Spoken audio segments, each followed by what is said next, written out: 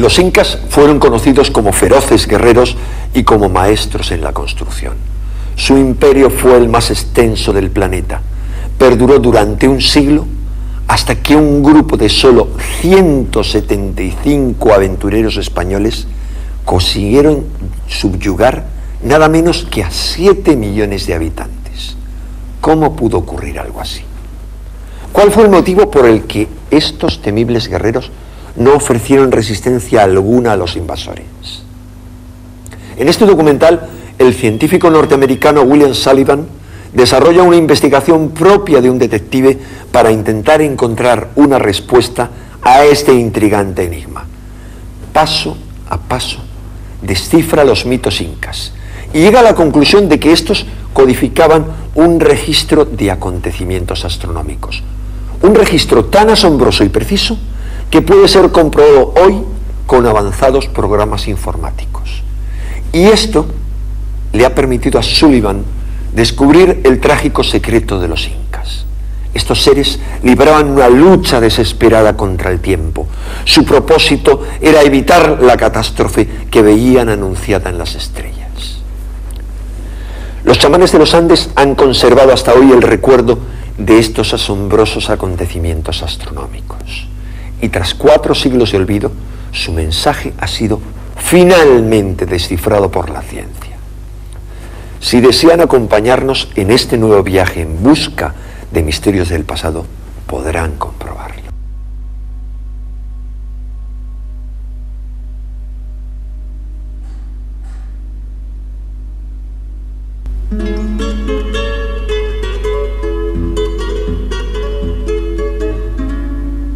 Sol radiante de los Andes, tú que caminas por el mundo. Este relato está impregnado por una emoción que raya en el desaliento, por la indiferencia del mundo contemporáneo respecto al pasado. Y este sentimiento es como una sutil opresión. No nos perdamos, no nos olvidemos de los que se han ido antes, porque sin conocerlos a ellos, ¿cómo puede usted saber quién es? En 1532, la oscuridad envolvía un continente entero. En pocos días, el mayor imperio de esa época se desmoronaba cuando 170 conquistadores irrumpieron en la historia de América.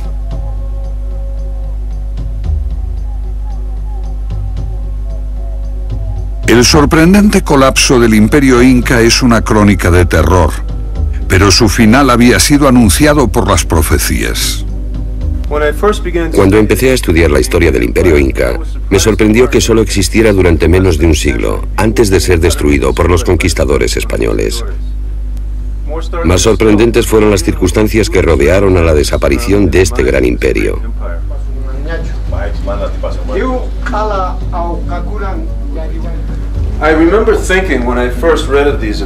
Cuando leí por primera vez lo que había pasado, pensé, ¿cómo puede ocurrir? Uno está acostumbrado a pensar en el destino como algo más etéreo. Al final, supe que el destino de los incas estaba escrito en las estrellas.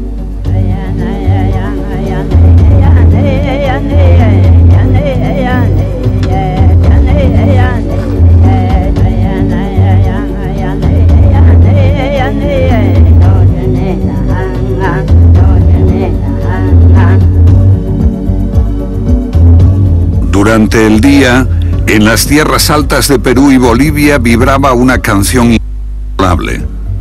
La tierra herida clamaba por sus labradores perdidos desde las terrazas rotas en las colinas abandonadas hasta la desolación del altiplano. Es la Pachamama, la Madre Tierra. De los 7 millones de sus hijos que fueron testigos de la llegada de los españoles, 6 millones murieron después de la conquista. Los supervivientes que sufrieron durante siglos la degradación del cataclismo no lo han olvidado.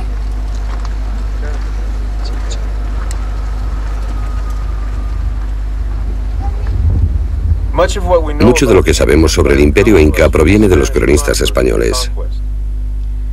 Los incas no habían desarrollado la escritura y muchos piensan que solo tenían una idea muy vaga de su propia historia. pero nada más lejos de la verdad.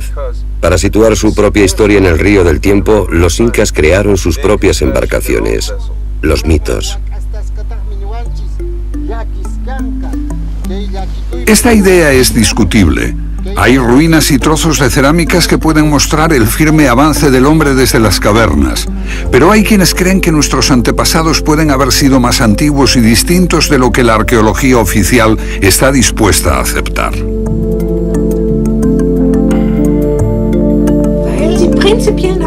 Durante un centenar de años, todos los estudiosos consideraron que nuestros antepasados eran los chimpancés. Cuando Darwin llegó con su maravillosa evolución, cometieron el error de pensar: déjenme amarrar mi pequeña barca detrás de este gran barco, y así navegamos. Pero la teoría de la evolución está pensada solo para organismos, y nuestros antepasados no eran amebas. Hace 10 años, Herta von Degen escribió un libro demostrando que nuestros antepasados poseían sorprendentes conocimientos sobre astronomía, ocultos y codificados en sus mitos, un conocimiento hasta ahora ignorado. Lo que está en cuestión aquí es toda la historia de la civilización. Puede que no haya ido en línea recta desde los estúpidos hombres de las cavernas hasta nosotros, los listos, con nuestra bomba de hidrógeno y dentífricos a rayas. John West aplicó la geología, la astronomía y los mitos para descubrir que la esfinge de Gizeh debe de tener algunos miles de años más de lo que creen los egiptólogos. Entre muchos estudiosos existe la convicción de que el pasado distante es mucho más interesante de lo que parece y que la gente tenía entonces conocimientos más avanzados de lo que creíamos hasta hace poco. Un aspecto al que dedicaron sus esfuerzos fue el estudio del cielo. Y actualmente disponemos de una gran capacidad para recuperar esta información, incrementada con las posibilidades que nos ofrecen los ordenadores digitales. Bill Sullivan detecta en los mitos una precisión de conocimientos tan sofisticados como los monumentos de piedra de los incas. Sorprendentes conocimientos de astronomía, impresionantes profecías, las claves para responder al misterio de por qué un imperio poderoso cayó en manos de un puñado de conquistadores. 5 años antes, el último inca auténtico había profetizado la pérdida del imperio cuando agonizaba. ¿Fue esta la causa de la resignación de los incas ante los conquistadores españoles? Los enigmas de los Andes. Vayamos a la búsqueda de sus secretos. Algunos los conocemos gracias a esta anciana alemana y a las desiertas planicies que ella preservó para la posteridad. Aquí está en sus últimos días la difunta María Reiche y la maravilla que es Nazca.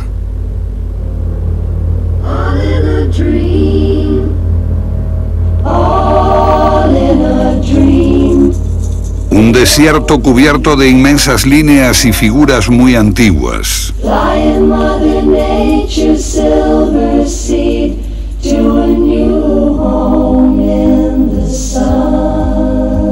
Su significado es confuso, pero debe de tener relación con la astronomía.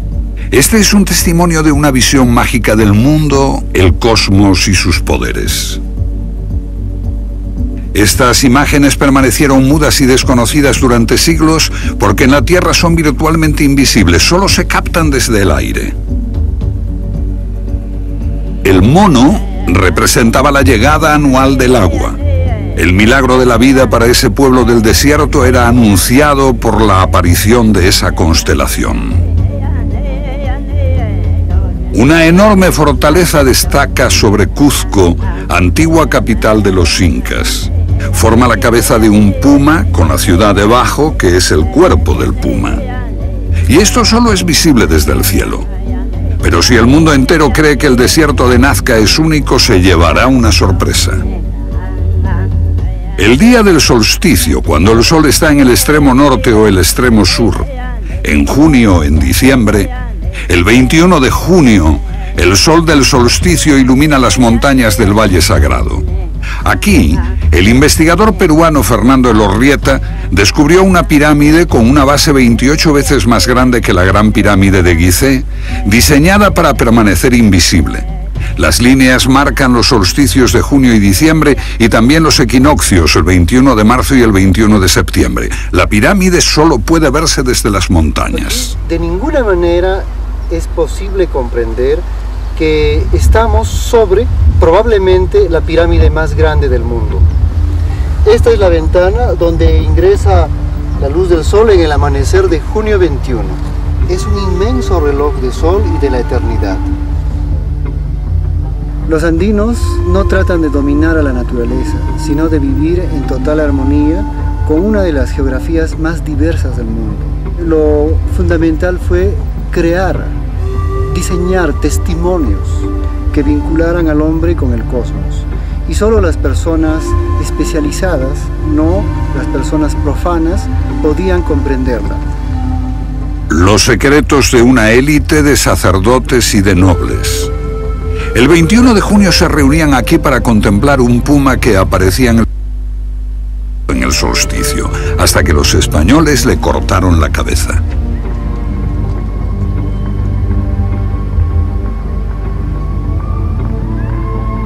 El día del solsticio, el 21 de junio, solo ese día, cuando el sol salía, formaba la cara de un puma.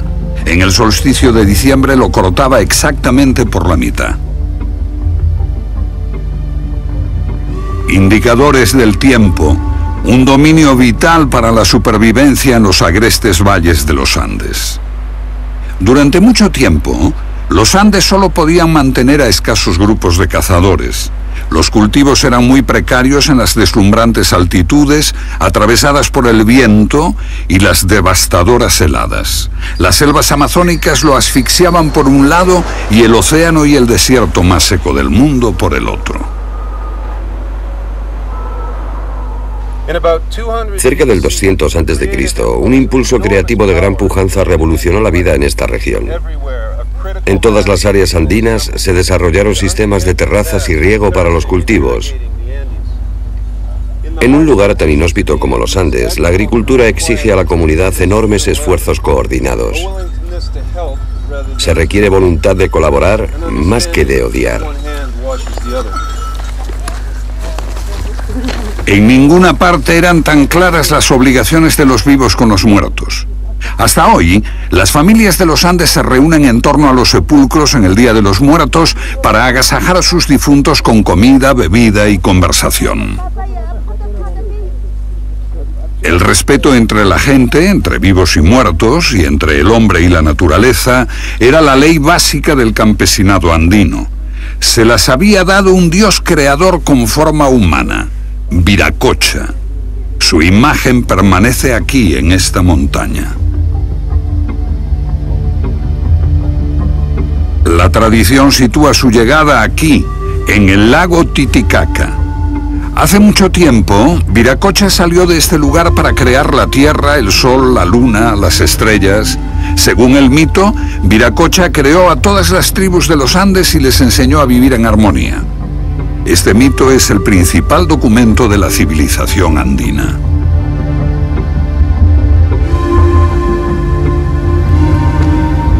Cada tribu poseía un lugar propio llamado Pacarina. Podía ser una fuente, una caverna o una colina, de la cual habían emergido los ancestros de cada tribu, llegados desde el lago Titicaca y enviados por el dios Viracocha para poblar los Andes. La Pacarina era como el título de propiedad de una tribu. Demarcaba el derecho de posesión de las tierras tribales desde tiempos inmemoriales. Lo genial de este sistema era que la Pacarina significaba el lugar del amanecer. Del mismo modo que cada estrella tenía un lugar fijo en el firmamento en relación con las otras, cada tribu tenía su propio territorio bien fijado y podía vivir en armonía con todas las otras tribus. En cierto sentido, una Pacarina es literalmente un portal a las estrellas. Aquí, en la cúpula del cielo, están escritas las formas de pensamiento de la civilización andina. De noche, resplandece un firmamento de brillo inmaculado. Aquí está la Vía Láctea, una banda brillante en el cielo centellea con tal intensidad que su gran espiral de polvo interestelar aparece con asombrosa nitidez. Oscura e insondable, estas nubes negras reciben el nombre de llama, cóndor, perdiz, sapo, serpiente, zorro. El zorro y la llama. Imágenes en el cielo nocturno de los Andes que serán cruciales en esta historia y que se reflejaban en sus tierras sagradas. Los incas concibieron de que este valle es sagrado por ser un reflejo en espejo de la Vía Láctea.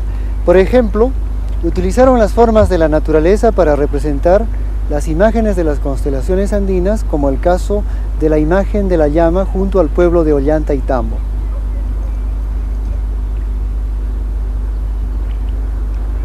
Al igual que los antiguos egipcios, que veían al Nilo como una vía láctea terrestre y construyeron sus pirámides como un reflejo de Orión, la constelación del dios Osiris, también los incas veían a su valle sagrado como un reflejo de la Vía Láctea y utilizaban la naturaleza para configurar constelaciones. Por ejemplo, Hampatu, el sapo.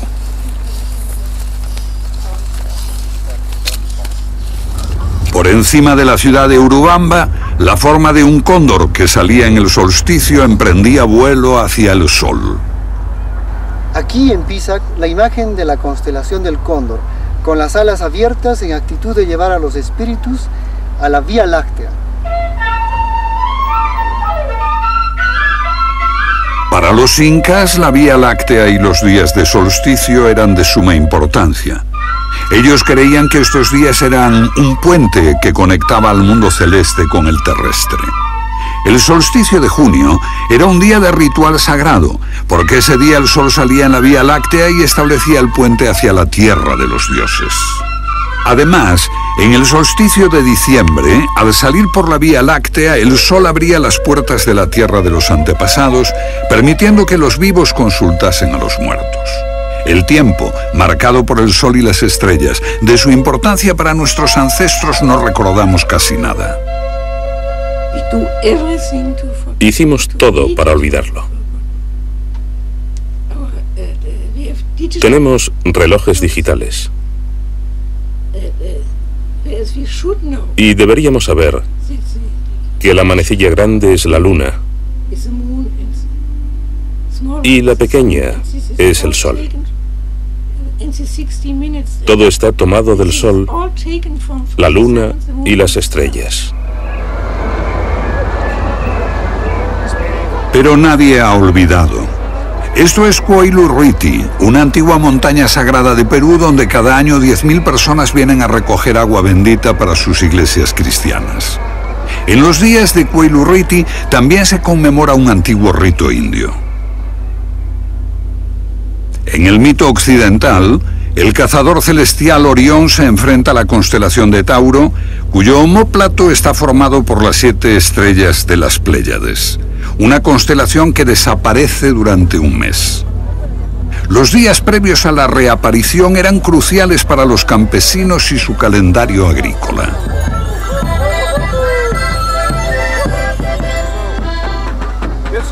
Es el 7 de junio y esta gente viene a celebrar la salida de las Pléyades. Pero la fecha varía a lo largo de extensos periodos de tiempo y es un factor de crucial importancia en este relato. Porque nos lleva a otra época lejana, cuando los pueblos de los Andes experimentaban un Pachacuti, el fin de un mundo.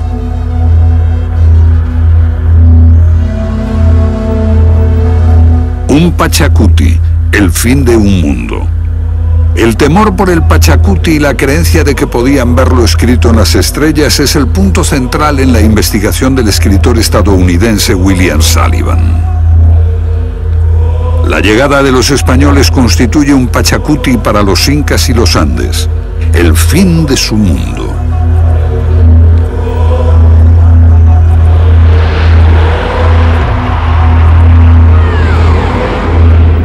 Pero antes de eso, hay un mito anterior de inundación y diluvio, una versión andina de Noé y el arca.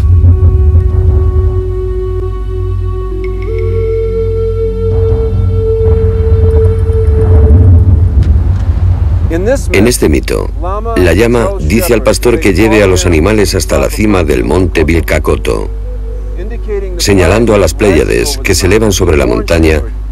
Advierte al pastor que en un mes se producirá la inundación. Y mientras suben las aguas, la cima del monte se llena de animales. Ese zorro resbala y se moja la cola, por eso la cola del zorro es negra. En el mito, las enormes montañas como el Vilcacotto simbolizan el solsticio de invierno. Y así sabemos que buscamos justamente lo que dice la llama, la época en que las Pléyades se alzaban exactamente un mes antes del solsticio del 21 de junio.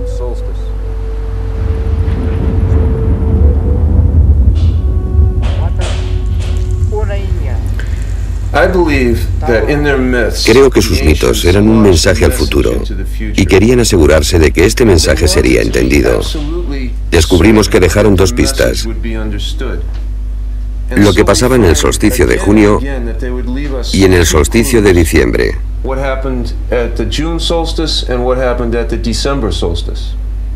Ahora el ordenador nos muestra los cielos en el pasado. Lo que buscamos es el tiempo en que las Pléyades reaparecieron al amanecer, exactamente un mes antes del solsticio de junio. Esto es lo que ocurrió en ese solsticio, las Pléyades asomando justo antes del amanecer del año 650 después de Cristo.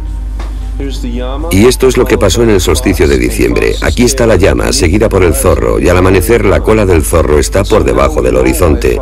Así sabemos por qué la cola del zorro es negra, porque este hecho ocurrió en el 650 después de Cristo y el mito señala que ese año fue la era de la inundación.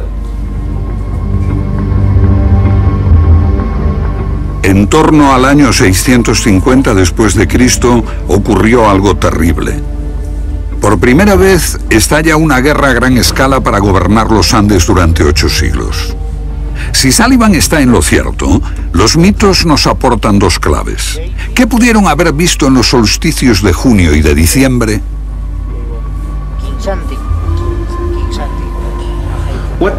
¿Qué terrible acontecimiento hizo que los astrónomos andinos se fijasen en el cielo?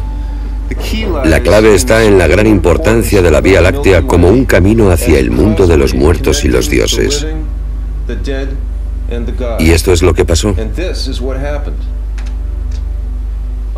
En el solsticio de junio del 650 después de Cristo, la Vía Láctea no estaba ya en el horizonte cuando salía el sol. Eso significaba que las puertas a la tierra de los dioses se habían cerrado.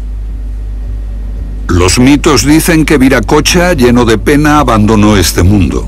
Y de hecho, los agricultores recuerdan el inicio de una gran guerra, un cataclismo que destruía el equilibrio que el dios había construido. Lo que los chamanes andinos vieron fue un Pachacuti, un fin del mundo. Así, el puente hacia los dioses desaparecía para siempre. Mientras tanto, los Andes se convertían en víctimas de un estado altivo y brutal. Los gobernantes militares de Huari impusieron duros tributos y trabajos forzados. Los que se resistían eran eliminados en rituales sangrientos.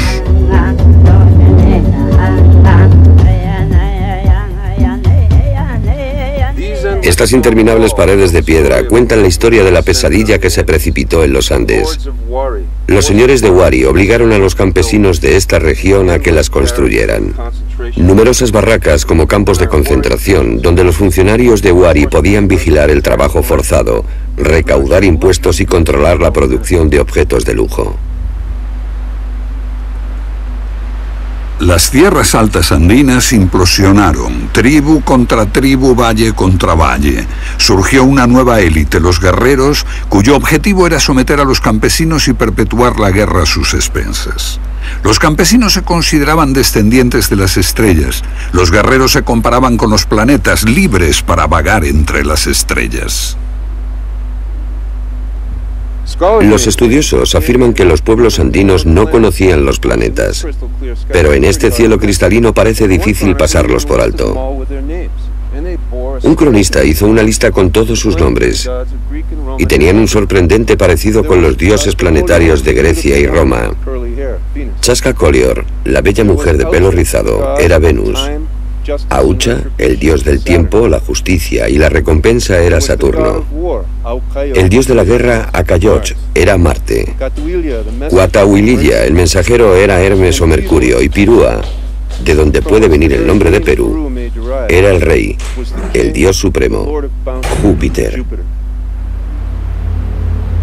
En este periodo, Viracocha, el dios que se había marchado, también fue visto bajo otro aspecto.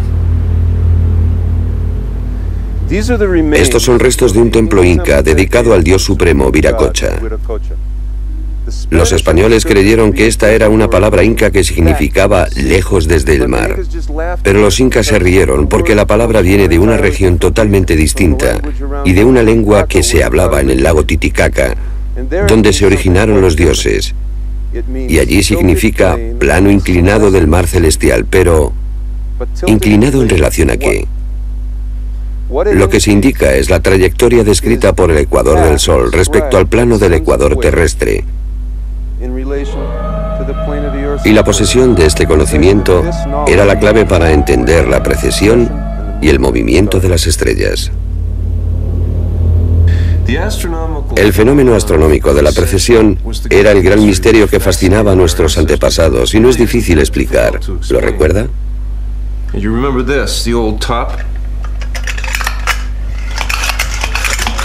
La rápida rotación alrededor del eje es como la rotación diaria de la Tierra, pero hay un pequeño retraso de esta rotación. Un giro excéntrico del eje se produce cada 26.000 años. Desde la Tierra parece que las constelaciones viajasen a través de las épocas. Al aparecer detrás del Sol en su salida, cambian en periodos de poco más de 2000 años. Los conocemos como las eras de Piscis, Aries, Tauro. El zodíaco, tal como lo concebimos, tiene 12 constelaciones.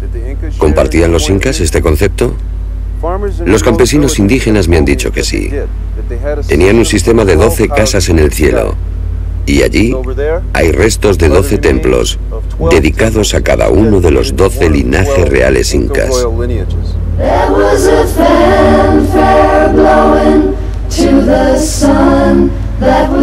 Los símbolos son distintos, pero el significado parece el mismo. El dios Viracocha se convierte en el regidor de este eterno movimiento y se identifica con Saturno. Como ocurre en el mito griego con Van Di, el dios creador de China, dioses que distribuyen el tiempo y la precesión. Saturno era llamado el padre del tiempo, porque efectuaba un periodo más largo que cualquier planeta en torno al Sol. Y los antiguos utilizaban a Saturno para rastrear el inmenso trayecto del tiempo procesional a través de sus conjunciones con el planeta Júpiter. Para medir esa distancia de 26.000 años existía este atajo. Saturno y Júpiter se unen cada 20 años. Cada conjunción ocurre a una tercera parte de su paso a través del zodíaco, pasando ligeramente por su anterior ubicación. Después de 40 conjunciones, unos 800 años, vuelven a su lugar de partida. Un atajo a la precesión desconocido por nosotros durante mucho tiempo. Pero los pueblos andinos lo sabían muy bien. Aquí, en este templo, los sacerdotes ejecutaban 40 danzas. Los incas contaban las tribus por unidades de 40. El número sagrado 40, la clave para calcular la precesión de los equinoccios y el símbolo del eterno retorno, aparece en el ritual.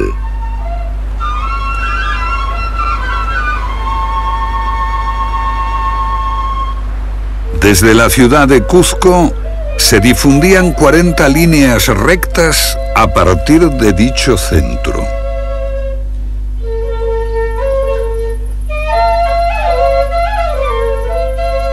Aquí surgió un nuevo poder en los Andes, los incas, durante un momento breve, brillante en el tiempo.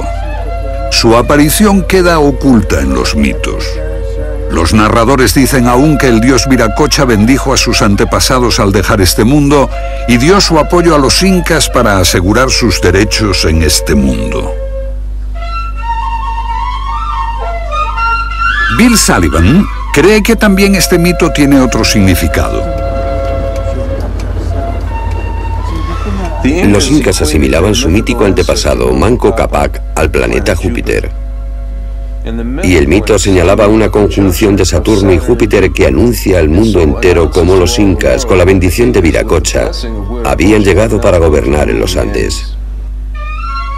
Una forma de legitimar su derecho al poder.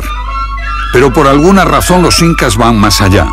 Algo importante sucedió que les hizo empezar a comportarse de un modo muy diferente.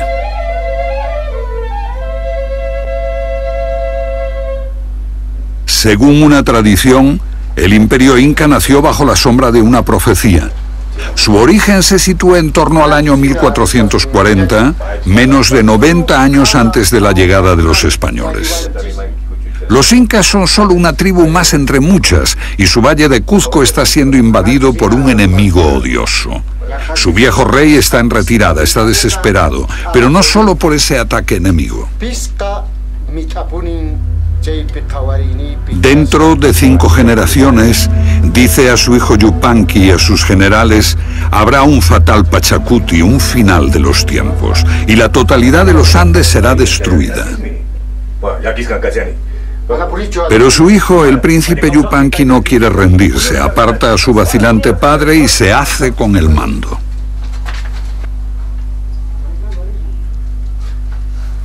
Al contrario que su padre, Yupanqui no estaba dispuesto a aceptar la derrota. Propuso algo diferente, una visión revolucionaria, crear un imperio del sol. Esto suponía embarcarse en una misión sagrada, salvar de la extinción a la civilización andina. Los cronistas rechazan esto como una fantasía. Pero si esta profecía existió de verdad, su impacto pudo ser un motivo poderoso para explicar qué ocurrió.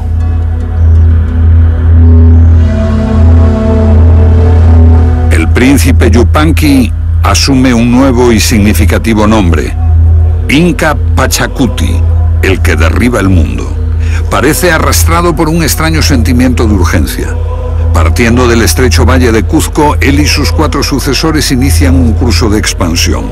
En una de las más inaccesibles regiones de la Tierra, conquistan un imperio de una extensión similar a la existente entre Canadá y el Caribe, o desde Islandia al Sáhara, en un breve periodo de solo 80 años.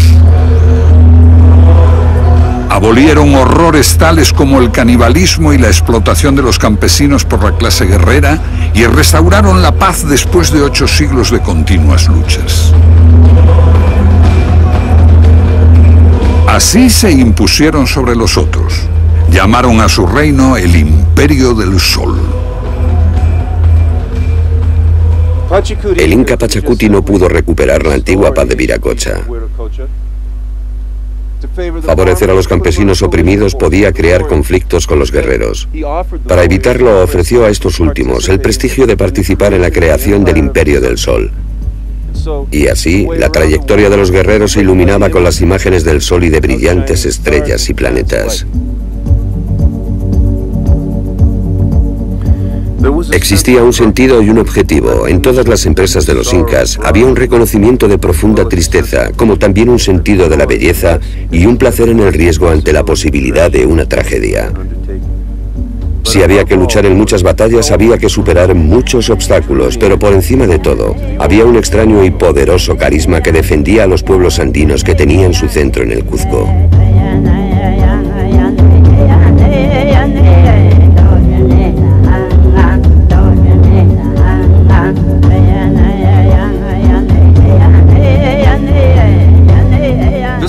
Esta es una de las mayores atracciones turísticas del hemisferio occidental, Machu Picchu. ¿Pueden imaginar el aspecto que tenía esta ciudad inca en sus días de esplendor?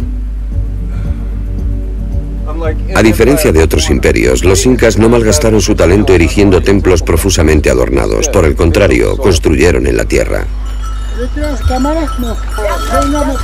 Por todos los Andes, los incas impusieron un férreo sistema donde cada tribu conquistada trabajaba por el bien común. El dinero era desconocido y la propiedad privada estaba severamente limitada. La grandeza se consiguió centrando todas las energías en la construcción de terrazas, sistemas de riego y carreteras.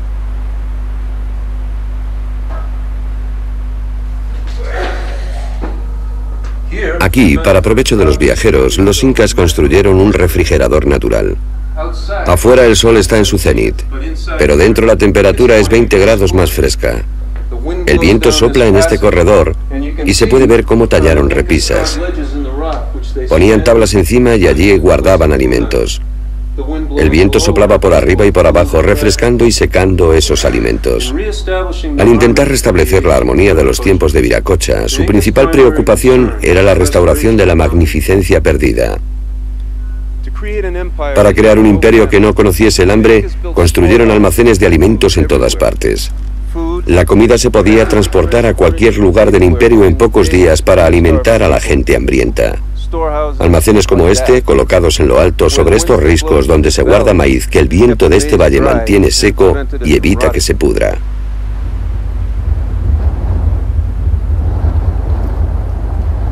Con el mismo espíritu, los incas trabajaron sin descanso para desarrollar mejores tipos de cultivo. Este lugar, Moray, es una estación de experimentación agrícola y se usaba para adaptar las plantas alimenticias de altitudes más bajas a otras más altas. La planta se cultivaba abajo y cada año se subía un poco hasta llegar a lo alto. Así se preparaban cultivos genéticamente modificados para resistir las condiciones de las zonas altas.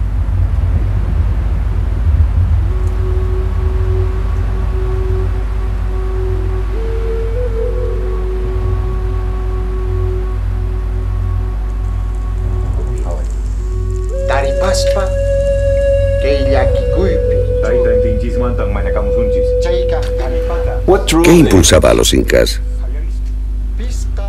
¿Qué hizo que Pachacuti y su padre mirasen al cielo? Los incas han sido acusados de glorificar y manipular su propia historia. Veamos el testimonio de un grupo completamente distinto, las tribus conquistadas de Huarochiri. Según sus leyendas, hay una llama en el cielo que baja de la Vía Láctea y bebe todo el agua del mar cada noche. De lo contrario, el mundo se destruiría. Y miren esto. Esto es lo que veían Pachacuti y su padre. Igual que en el 650 después de Cristo, cuando un zorro se hundía, ahora es el turno de la llama.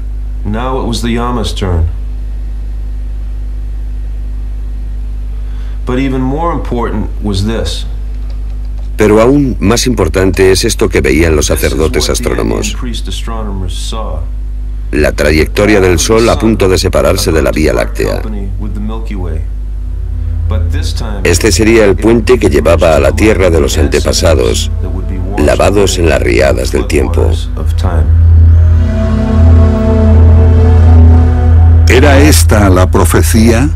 ¿Que el muerto ya no volvería más para instruir a los vivos? ¿Fue esta la terrible debilidad de los incas, la certeza de que una catástrofe cósmica llegaría de los cielos? Pachacuti no podía permanecer impasible mientras su tradición sagrada corría peligro. Si era cierto que los hechos en el cielo influían en la tierra, ¿era posible lo contrario? ¿Podían las acciones humanas alterar el curso de las estrellas? Yo creo que era así como Pachacuti concebía la guerra. Una guerra contra el tiempo, porque el tiempo era despiadado. Y por eso había que detenerlo. Yo no conocería esta historia si no hubiese dado con la crónica española del sacerdote Martín de Murúa, uno de los pocos conquistadores que vio los hechos desde la perspectiva de los indios. En esta crónica, Sullivan encuentra más evidencias que avalan su postura. Martín de Murúa registró una leyenda del comienzo del reinado del Inca Pachacuti. En ella, un anciano con barba provoca grandes lluvias que amenazan con ahogar a Cuzco, haciendo sonar la sagrada caracola. El Inca Pachacuti va a buscarlo. Todo esto puede reflejar un acontecimiento histórico. Fuertes lluvias amenazaban la capital del Cuzco. Pero el mito menciona también un acontecimiento astronómico. Se trata de la conjunción de los planetas Júpiter y Saturno. La verdadera alarma para los incas era que esta conjunción de planetas tuviese lugar en el mismo punto que en el 650 después de Cristo. Habían pasado 40 conjunciones y ahora Saturno y Júpiter ocupaban justamente el mismo lugar en el cielo. La misma conjunción que 8 siglos antes había anunciado el colapso inminente del mundo anterior. Como todo andino, Pachacuti creía que las señales del cielo anunciaban lo que pasaría en la Tierra. Pero si cambiaban los hechos en la Tierra, ¿se podría alterar el curso de las estrellas? Por ejemplo, si él podía impedir que el mundo cayese en el caos y en el derramamiento de sangre y restauraba el orden de Viracocha en la Tierra, ¿podrían los cielos evitar sus fatales conjunciones? ¿Se podía eludir el destino? Martín de Murúa cuenta que así lo hizo emprendiendo una reforma religiosa. Pachacuti transformó la ciudad de Cuzco en el ombligo de la tierra, con el sol como centro de la religión. El Coricancha, el templo del sol de Pachacuti, estaba revestido en oro, y de aquí salían 40 rayos llamados seques, que señalaban al horizonte. Junto a estas líneas hay santuarios naturales, y cada tribu era responsable del mantenimiento de uno de esos santuarios. Y así, como si fuera una telaraña gigante, todos los pueblos tribales de los Andes, los descendientes de las estrellas, estaban ligados con el sol que ocupaba el centro. Y él instituyó esto, la Intihuatana, que literalmente significa para amarrar el sol. ¿Pero amarrar el sol para qué? Para ligar con la religión solar a todos los pueblos tribales de los Andes. Cada tribu descendía de una estrella propia. Si las estrellas no podían moverse en relación al sol, entonces ellos podían ganar la guerra contra el tiempo.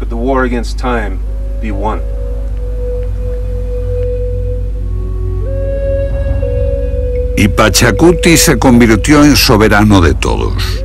El día del solsticio de diciembre, el día en que el puente hacia los antepasados estaba abierto. Ese día, 10.000 llamas fueron sacrificadas en todo el imperio.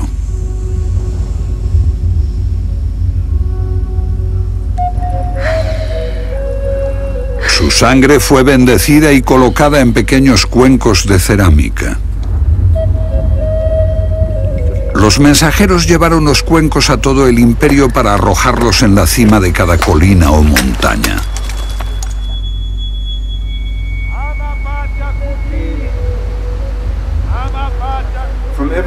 De todas partes del imperio, las tribus enviaban delegaciones aquí, a Cuzco. Cada una llevaba 2 niños inmaculados. Algunos de esos niños eran sacrificados aquí, en Coricancha, en el más solemne de todos los rituales, conocido como el Capacocha.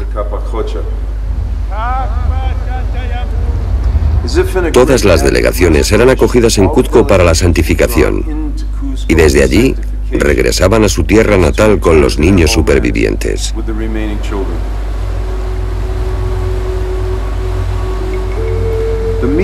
El significado del Capacocha había sido un enigma desde el principio. Yo creo que su secreto está en el significado de la misma palabra.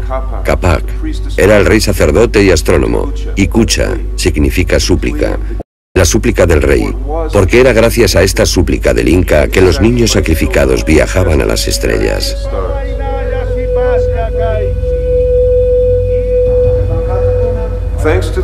Gracias a la crónica del sacerdote Murúa, conocemos ahora las verdaderas palabras de la súplica. Que el sol y la luna sean jóvenes para siempre. Que la tierra siga en calma. Ama Pachacuti.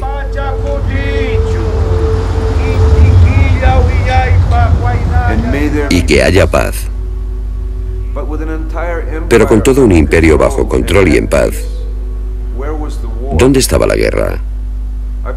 Creo que existía solo una guerra para los incas, la guerra contra el tiempo.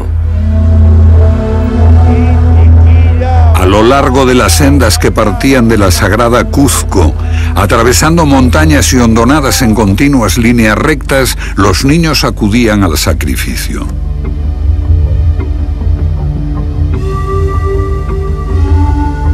Aún los encontramos allí, acompañados de sus muñecos, pequeños cuyo destino era llevar al cielo las súplicas del mundo.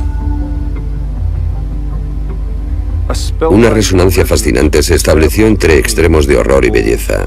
Había que anticiparse e impedir el cumplimiento de la profecía para salvarse de la destrucción. Este fue el secreto de la familia real y de un pequeño círculo de iniciados. Pero este secreto grabado en los muros también era conocido por otros astrónomos. Creo que en México una profecía similar hizo a los aztecas librar su propia guerra contra el tiempo, pero con terror, alimentándolo al sol con decenas de miles de víctimas sacrificiales. Al luchar contra la misma terrible visión del futuro, los incas recurrieron a las aguas del dolor en lugar de a las de la cólera, y así enviaban niños inmaculados como emisarios a las estrellas, emisarios con un desesperado mensaje para abogar por la humanidad ante los jueces del cielo. Este ruego, llevado al cielo por las almas de los niños sacrificados, revelaba el sentimiento de que el Creador había abandonado a su creación.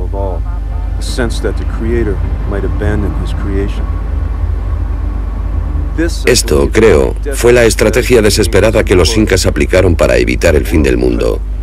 Pero si quieren hacer reír a Dios, cuéntenle sus planes.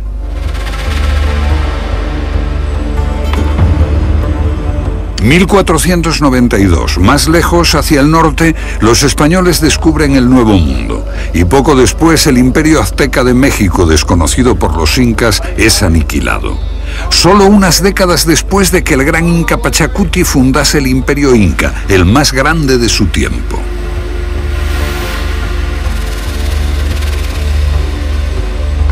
El quinto gran inca, el último de ellos en gobernar, Huayna Cápac, yace moribundo por una enfermedad desconocida. Es el flagelo de la viruela que los europeos trajeron al Nuevo Mundo y ahora les precede. La historia dice que sus últimas palabras fueron estas: entonces voy a ser el último, la guerra está perdida.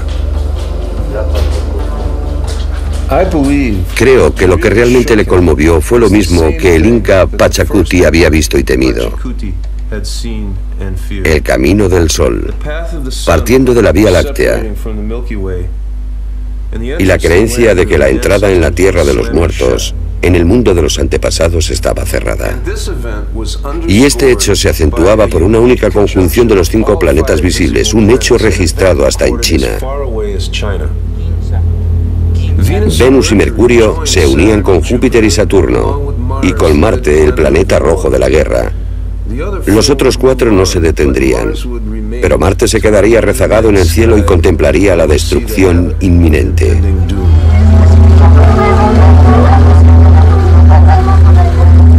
La viruela que mató al último inca acabaría con la mitad de la población y doblegaría el ánimo de la gente.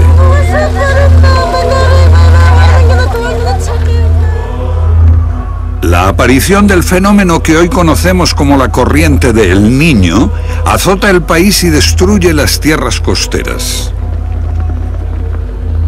Estalla una guerra civil entre los aspirantes a reinar, destruyendo la confianza de la gente en un liderazgo justo.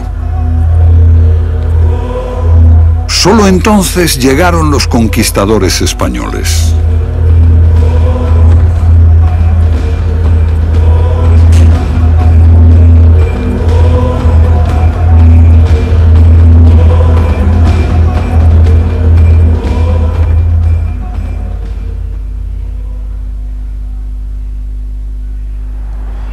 Esto es todo lo que queda del Templo del Sol, el corazón del Imperio Inca. Estos muros estuvieron recubiertos de oro para reflejar los rayos del sol. Los conquistadores españoles lo arrancaron, y sus restos yacen ahora empequeñecidos por el monasterio dominico que se construyó encima. Nada podría simbolizar mejor el efímero brillo y la trágica desaparición del Imperio Inca. To the sun that was floating on the breeze. Los chamanes andinos fueron aniquilados, torturados, mutilados, golpeados hasta la muerte, desmembrados, quemados vivos. El gran río del conocimiento que fluía por los Andes quedó agotado, reducido a polvo, a una caricatura de sí mismo. Los exterminadores contaban con delatores, hombres pequeños con rencores pequeños, hombres asustados agarrados a las negras faldas de los curas. Mientras la voz de los Andes se silenciaba, lo que quedó fue un legado, relatos deformados por el tiempo, mensajes codificados, mitos.